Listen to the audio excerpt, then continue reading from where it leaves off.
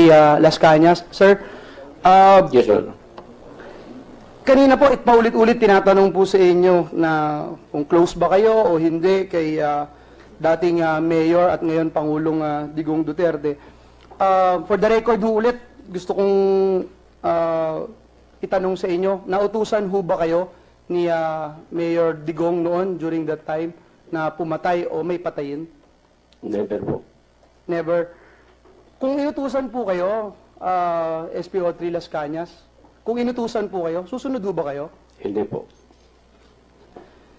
And how can you convince us na ikaw ang mas nagsasabi ng katotohanan kaysa kay Matubato?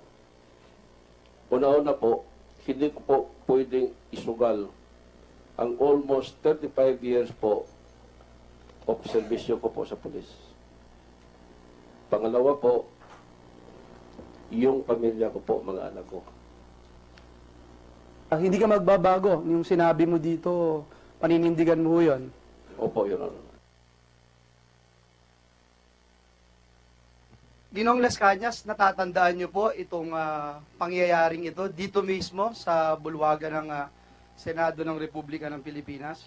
Opo, Your Honor. Sir, pag tinanong ko po kayo ulit ngayon ng kaparehong katanungan, iyon pa rin po ba ang inyong isasagot? Hindi po, Your Honor. Hindi po. Opo, Your Honor. Kagaya po noong inutusan ba kayo ni dating Mayor Digong Duterte na pumatay? Ang sabi niyo, never. Ano ho ang sagot niyo ngayon? Totoo po. Kung kayo po ay utusan at sabi niyo, kung kayo uutusan pumatay, ang sabi niyo, hindi po kayo susunod. Ano ang sagot ninyo ngayon? Totoo po na nautusan ko pumatay. Ibig sabihin, inaamin yung nagsinungaling ho kayo sa akin. Sir, pwedeng tumingin ho kayo sandali, kahit isang segundo lang. Nagsinungaling ho kayo sa akin? Under Opo, oath. Your Honor. At nagsinungaling ho din ho kayo dito sa buong kapulungan ng Senado. Sir, bilang kapwa Pilipino, bilang parehong naniniwala, sabi nyo, naniniwala din kayo sa katotohanan, ano pong motibasyon nyo? Bakit kayo nagsinungaling ng harapan sa akin sa pagdinig natin noon? Ano ang dahilan at ano ang nais ninyong ma-accomplish? Una po, Your Honor, seguridad ko, seguridad ng pamilya ko. Tsaka, at the time po is, hindi pa po ako handa. Then, kasama ko ang lahat ng grupo ko. Then, may advice din sa akin. Then, sinangayunan ko naman yung pagsisinungaling. I'm sorry po, Your Honor. Sir, security, hindi ho ba, kung seguridad yung inyong iniisip, hindi ho ba mas mahirap po ngayon ang inyong seguridad? Totoo po, Your Honor. So, baka hindi ho security ang dahilan. Dahil sabi niyo ho, nag-agree kayo sa akin, mas mahirap po ang seguridad ngayon. Ang sa ngayon po is, isa po yung konsensya ko po sa pag-deny lahat.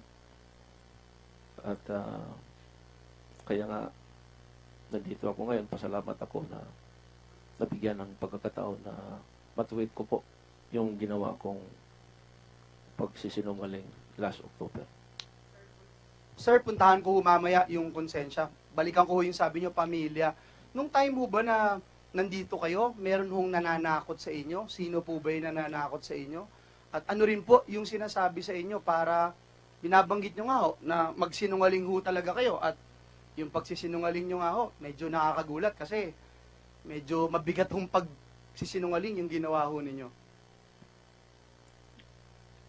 Ang isa po nag-advise sa akin, si Superintendent Antonio Rivera, pwede consensus ng grupo na hindi ako magpakita dito sa Senate. Sir, banggitin ko yung own words po ninyo, kung pwede.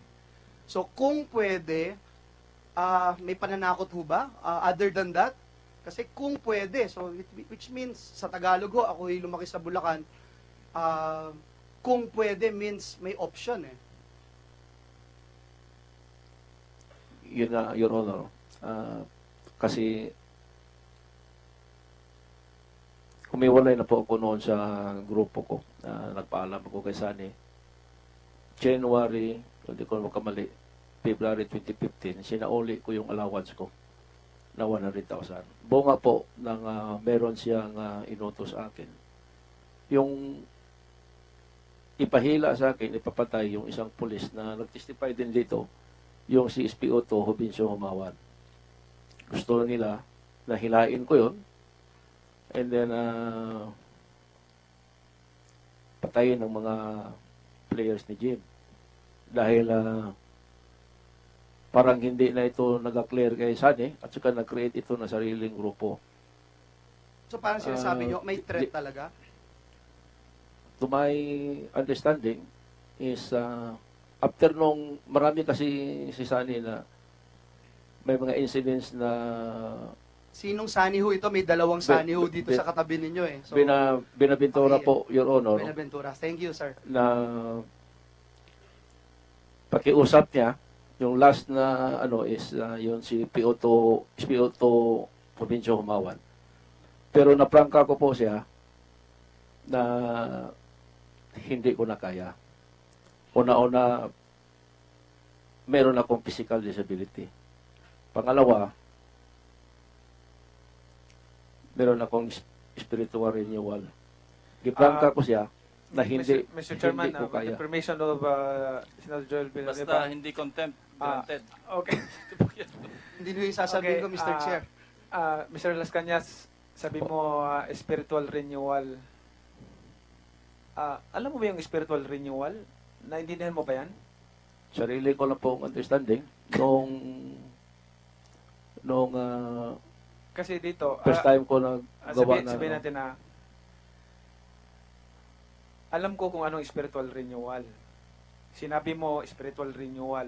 Nauna yung spiritual renewal mo pero continue ka pa rin gumagawa na hanggang January tumatanggap ka kamo. Sabi mo, Opo. tumatanggap ka pa rin ng Allowance. Yeah. Paano na sa akin, alam mo pag ginamit ko ang Panginoon, takot ako niyan. ganito po. Nakuha ko may ibig sabihin ko, pag spiritual renewal, nagbago ka na talaga. Yun nga po, sinauli ko po yung allowance ko kay Sunny January o February 2015 dahil sinabi ko sa kanya, hindi ko na kaya na kasama na natin ang ating sariling patayin. And then, sinauli ko yung 100,000. Kailan yan? Kailan? 2015, kung hindi ko nagkamali, January o February. Before pa ako na hospital ng dialysis. Sinauli ko, ganito po, Your Honor. Binalik po niya sa akin. Sabi niya, tanggapin mo lang ito, Tor, dahil baka ma-misinterpret ito ni Mayor. Alam mo, tabihan kita, ito, spiritual renewal.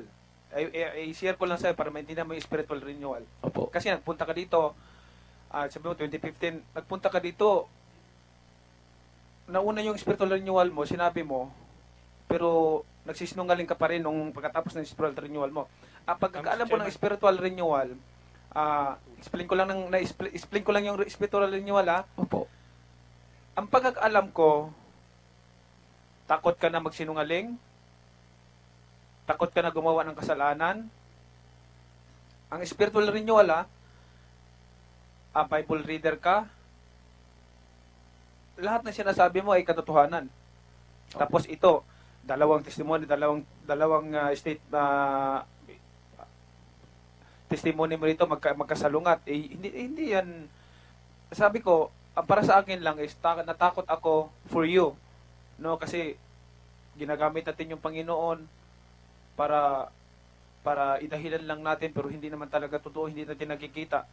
Kaya nga the Bible says, let your light shine upon your brothers and sisters. How can your light shining na dalawang testimony mo tapos sabi mo na una yung renewal, spiritual renewal mo.